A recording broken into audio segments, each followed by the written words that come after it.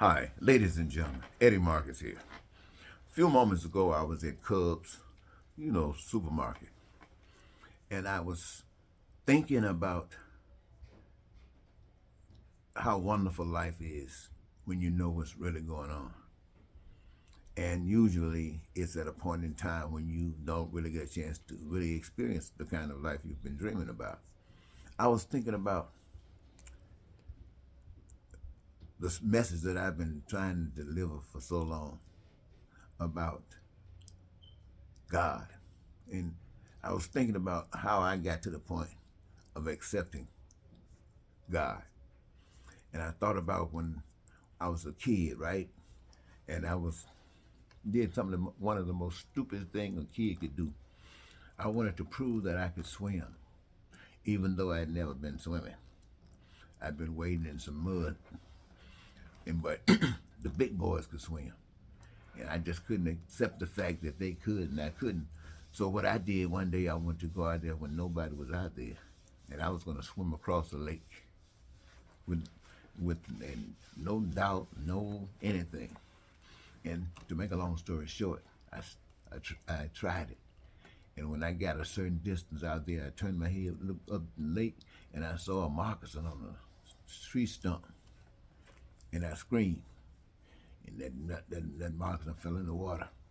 And then scared me so bad, I turned back, trying to go back to the closest point. That's where I left from. I was splashing water. Didn't look like I was moving. I looked back, I didn't see that snake. And bro, I don't know what happened, but the next thing I know, I was stepping up out of that water. And that snake moved around in a curve in some shallow water and just watched me as I was running up that hill from that lake naked. And I ain't been back to that lake since. In time, I started thinking, at first I thought I was lucky. In time, I started thinking that this story about mind over matter, that if you believe you can do something, you can achieve it. I started, maybe that crossed my mind later in life, but at the time it was just something that happened that was fantastic. But something else happened still while I was young to solidify the fact that God exists. I was chopping cotton in Mississippi, and one day while chopping, I had my hoe in my hand, cut the grass between the cotton, and all of a sudden I froze. I was so fearful I couldn't move, and something snatched. I'll say I dropped my hoe. I couldn't hold my hoe. So I say something snatched it out of my hand. Then turned me around. And I say turn me around because I turned around, bro. And I was gone. I was running. People asking, Eddie, what's wrong? What's wrong? I couldn't say nothing, but I don't know.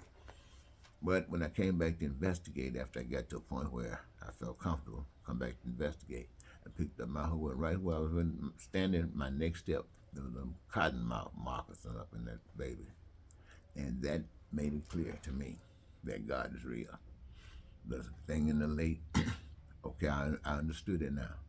But in this field, there was no power on the face of the earth that could do for me what was done for me at that moment. Somebody said, well, that was a built in instinct. I repeat that, a built in instinct. Solidify something that you and I cannot do. We can't master that. But in any event, did exactly what was supposed to be done to save me from what I was about to encounter. From that point on, I understood that there's a power bigger than man. Back in those days, we thought the white man was everything. But there was a power that was bigger than white man. There's a power that's bigger than the United States. There's a power bigger than all of mankind. Why? Because mankind's, all of the governments of the world are designed by the minds of men. Men who think they're great. Men who think they're all of this. And in order for them to be great in all of this, somebody else got to be weak and small and all of that. That's the way it is with man. Only difference, the one thing that God is about, is God's for all. God is for all. When you start talking about houses, for all. When you start talking about peace, for all. When you start talking about prosperity, for all. When you start talking about freedom, for all. That's God. But that's not man. Man, no, man is nothing like that. And if when he said it, it's nothing but words used. My message to you is this: all that the Bible is about, all that the church is supposed to be about, is to introduce you to God. And the walk that you have is your walk with God, and God teaches you. Not going back to church all the time. That's a game that's being played. You learn and you get busy, and you learn in the walk. That stuff, that game that's being played, is just keep you coming, keep it, everything going the way it is. But here's the point. The point is to know God. To know God is to love. To love. It means to love yourself and equally everybody else. To love yourself and equally everybody else.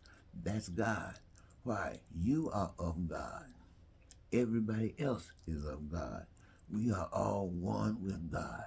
And all things are ours. Why? Because we are with God. Plain and simple. Healthcare, everybody. Education, everybody. Now with man is about making money, profit. They set everything else up so they can be. You go to the store today, grocery bills are so high it's pathetic. Candy bars so high it's pathetic. A pop so high it's pathetic. Everything is high as pathetic. And if you go to the dollar store, the food for some strange reason is weak. So I'm saying to everybody, when you have a connection with God, you know the truth. You know the truth.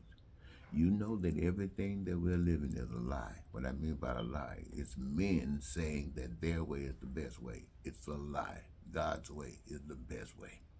And God's way works for everybody. And anybody talking to you about anything, any plan they got making that has to do with the public, that has to do with you as a people, that does not have the same wonderful benefit for, if it has it for one, doesn't have it for all, unless there's something that the benefit of it is decided that it is just another great benefit not to have it. No, it's for everybody. If they need it, if they want it or desire it. If they don't have to, but if they need it, want it or desire it, is there.